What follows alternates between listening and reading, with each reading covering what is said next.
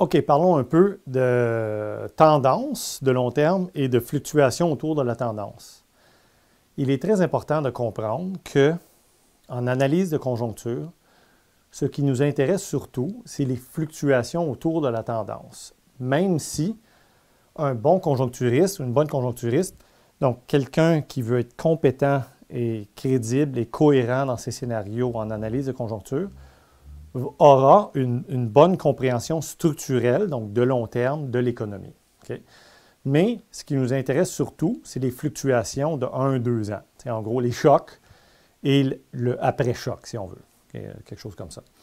Donc, en économie, il faut toujours avoir comme deux cerveaux. Il y a le cerveau de long terme et le cerveau de court terme. Donc, si on pense à n'importe quelle variable à travers le temps, que ce soit le produit intérieur brut, donc la grosseur de l'économie, donc le PIB, mais ça pourrait être n'importe quelle autre variable. Donc le chômage, les taux d'intérêt, le taux d'emploi, le taux de participation, les indices boursiers, bon, il y en a des centaines, à travers le temps. Donc le PIB total, ce qu'on voit lorsqu'on regarde les graphiques, là, ça fait quelque chose comme ça. Si on regarde les plusieurs dernières années, là, donc les 50 dernières années. Donc, il y a un truc là, ça fait ça. Ça augmente, okay, en gros. Là. Donc, ça augmente. Bon, ça a tendance à aplatir un peu, mais en gros, là, ça augmente. Ça va vers le haut. Donc, la raison pour laquelle le PIB va vers le haut, c'est bien connu. La grosseur du PIB, c'est le nombre de travailleurs, n'est-ce pas, et de travailleuses, et la production, la valeur économique produite par travailleurs et travailleuses. C'est tout. Et donc, la grosseur du gâteau grossit. Le gâteau grossit à travers le temps parce qu'il y a de plus en plus de monde, les immigrants, les naissances, etc. Et la productivité augmente. Donc, c'est-à-dire la production par personne augmente aussi.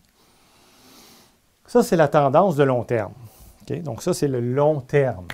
Long terme, je vais le mettre en rouge, tiens, long terme.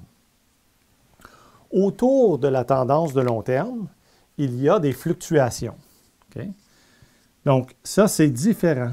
Et c'est ça qui intéresse le conjoncturiste. Okay? Donc, en analyse de conjoncture, ce qui nous intéresse, c'est les fluctuations autour de la tendance.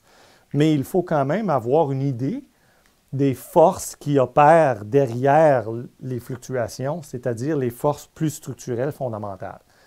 Donc, pour comprendre la tendance, c'est de l'analyse économique structurelle fondamentale, si on veut, de long terme. Les institutions, l'innovation, l'éducation, la qualité du gouvernement en général, le niveau de corruption, donc il y en a plein, là. La qualité et la quantité d'éducation, les infrastructures publiques et privées, bon, les incitatifs à innover, l'entrepreneuriat, bon, plein de trucs, les situations même géographiques à la limite. Donc, il y a plein de choses qui influencent les éléments structurels fondamentaux. La démographie en est un autre. Donc, ces choses-là vont expliquer les grands élans. Donc, est-ce que tel truc va vers le haut en général? Tel truc est plutôt plat, tel truc va vers le bas en général. Pourquoi? Donc, ça va être l'analyse économique fondamentale de long terme. Et autour de ces tendances-là, il y a des fluctuations qui vont être engendrées par des chocs. Donc, en général, le PIB va par en haut, plus de travailleurs et plus de production par personne qui travaille, donc autrement dit, plus de productivité, à cause d'innovation, accumulation de capital, etc. Donc, ça, c'est le long terme. Et autour de ce long terme-là, il y a des fluctuations. Donc, par exemple, vous allez atteindre un pic, si on parle du PIB. Lorsqu'on parle du long terme en PIB, donc la tendance de long terme, c'est le PIB potentiel, le fameux PIB potentiel de production. Donc, le potentiel de toute la société, donc il y a une certaine capacité à produire, potentielle, c'est la production potentielle, donc qui est plutôt lisse, qui augmente avec la productivité, la démographie, le nombre de travailleurs, et donc dans le marché du travail, actifs dans le marché du travail. Et autour de cette tendance-là, il y a le PIB vraiment réalisé. Donc, on peut produire au-dessus du potentiel pendant un bout de temps. Donc, ça, c'est un écart de surchauffe. OK? Donc, ici, il y a le YP, le Y potentiel. Le PIB potentiel est là. Et pendant un bout de temps, on peut produire en surchauffe, si on veut. Ça ne peut pas durer éternellement. Et parfois, et ça arrive régulièrement, on peut produire en dessous Donc ici, encore une fois, on a le potentiel et ici, on a le Y. Okay, donc le Y, le PIB est vraiment réalisé. Donc le niveau de production vraiment concrètement réalisé est en bas du potentiel. Ici, Y est en bas du potentiel, donc c'est un écart de récession. OK? Et ici, Y est au-dessus du potentiel, c'est un écart de surchauffe. Remarquez que vous pouvez être en dessous du potentiel et en croissance. Le PIB va par en haut là, sur cette section-ci, hein, n'est-ce pas? Vous voyez là? Le PIB va par en haut, mais il est en bas du potentiel encore. Okay? Ça veut dire qu'il rattrape. Donc, généralement, lorsque vous rattrapez, les taux de croissance sont positifs, mais vous êtes encore en dessous du niveau de production que vous pourriez atteindre à plein potentiel. Et quand vous êtes en surchauffe, les écarts de surchauffe sont rarement très gros. Hein. C'est plutôt les écarts de récession qui sont gros. Là. Donc, c'est pas symétrique, autrement dit. Généralement, c'est petit ici, gros là. Petit ici, gros là. Mais bon, bref.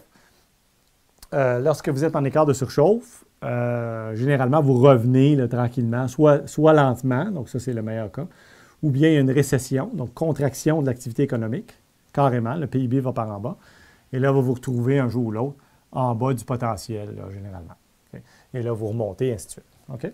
Donc, il y a les éléments de long terme qui sont quand même bons à comprendre, même si ce n'est pas fondamental pour l'analyse de conjoncture. Okay? Parce que nous, ce qui nous intéresse, c'est des chocs de court terme en analyse de conjoncture. Donc, 0 à 2 ans. Donc, les trucs là, de 6, 12, 18, 24 mois. En gros, c'est ça qui nous intéresse. Et en 6, 12, 18, 24 mois, généralement, il n'y a rien de fondamental, structurel qui change beaucoup, à moins vraiment là, une révolution majeure. Donc, il y a une révolution sociale là, complètement énorme. Là, changement majeur de politique de taxation, soit à la hausse ou à la baisse. Changement d'institution complètement. Des trucs comme ça arrive à chaque 50 ans et encore.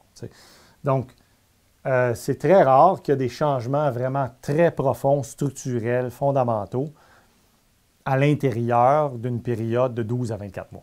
Okay?